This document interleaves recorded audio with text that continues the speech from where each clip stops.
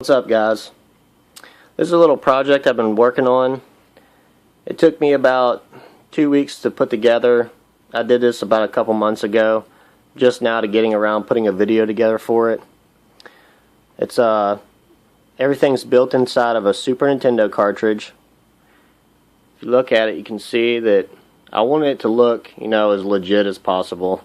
I didn't want you to be able to know that I've done anything to it. From just, first glance, it looks just like a normal Super Nintendo cartridge. But if you look at the bottom of it, I've put a little piece of plastic right here for all my ports.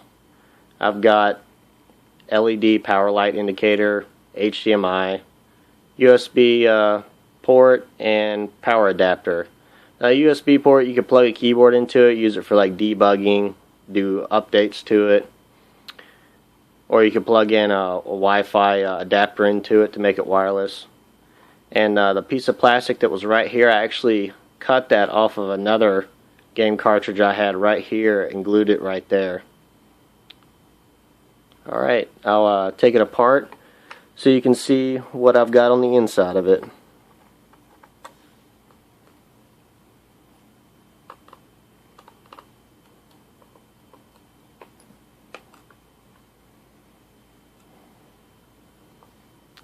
Alright, you can see I've got a credit card size single board computer.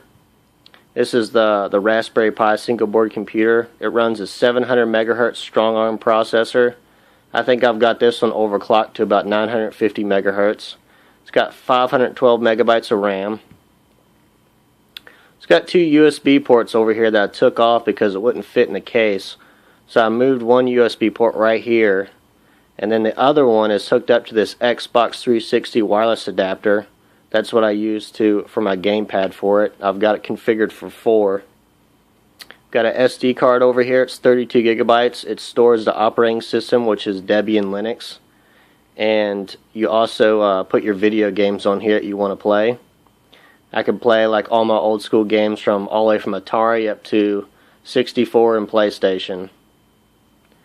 And it had an Ethernet port on here, but it wouldn't fit in the case, so what I did was I made this little ribbon cable out of a old floppy drive cable I had laying around. I just cut it down to size, repinned it, and soldered it up to the bottom part of the board where the Ethernet port adapter was. And then I took the Ethernet port, put it on this little circuit board, wired up all the connections, put this little pin header on it.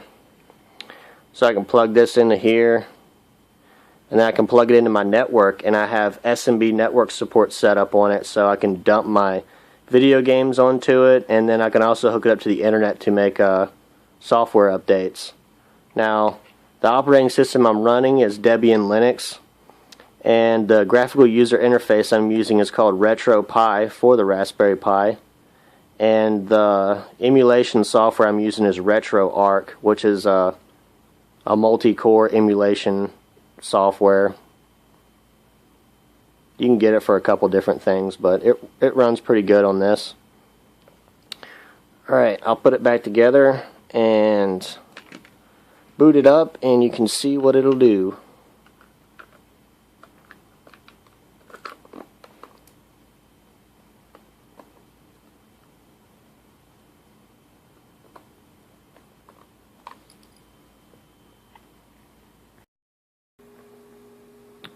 Alright, here it is all booted up.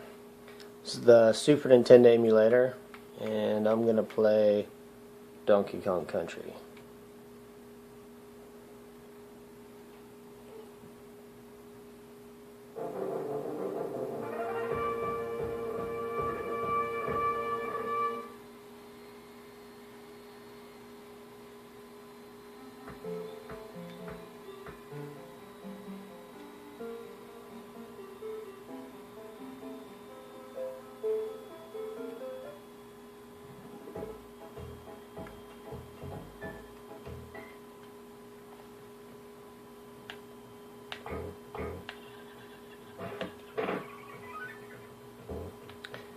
As you can see, it's playing real smooth. It handles the Super Nintendo games very well.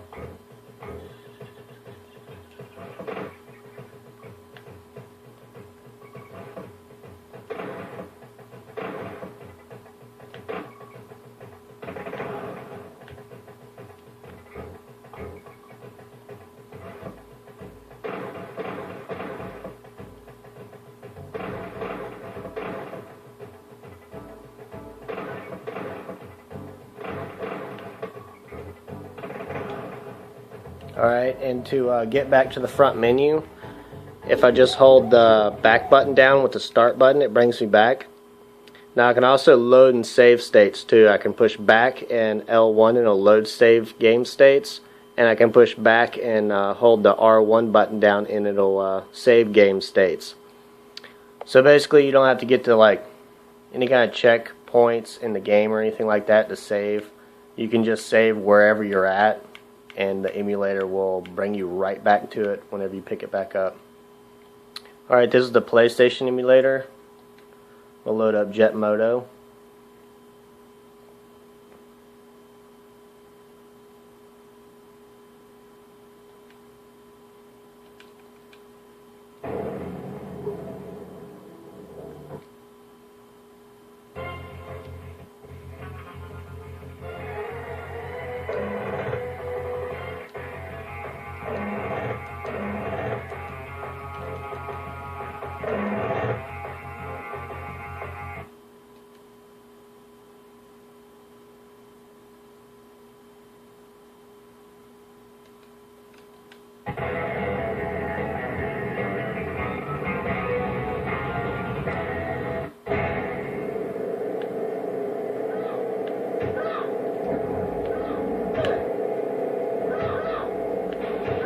As you can see, it's also playing the PlayStation games really nicely too. I'm not having any lag between the controller response either, using the Xbox 360 wireless controllers.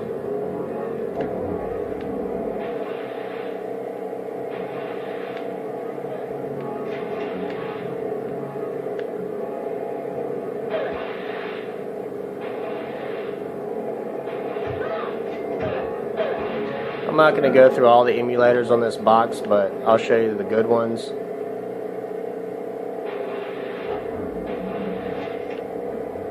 Woo, yeah!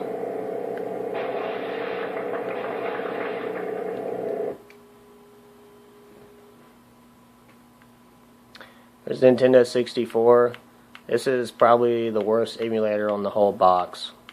Just out of lack of support for the video games. A lot of them don't work. The ones that do work pretty well. They're definitely playable. Got regular old NES. I can also skip through different, use this right here. It'll get me to the S's if I want to. Just faster, especially when you have like 1,000 Nintendo games in here.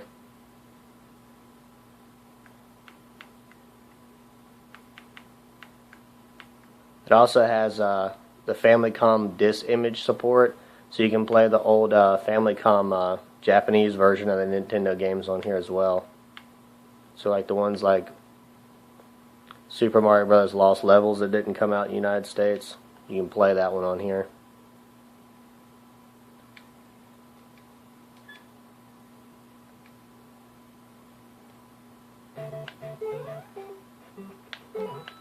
Good old Mario.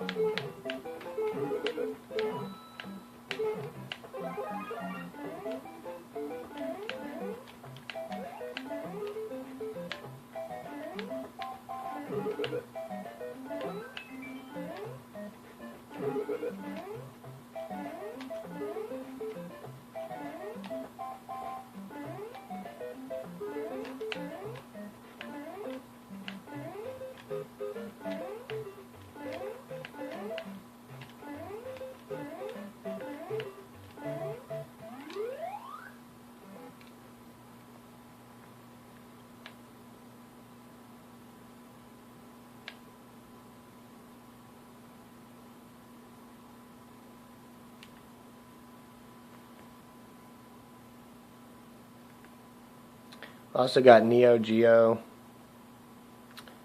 Sega 32X works pretty good. They're pretty playable.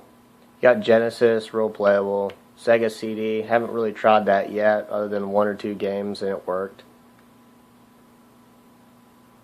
Got Sega Game Gear, Game Boy Color, Game Boy Advance, the regular Game Boy. You got a Duke Nukem port, a Doom port,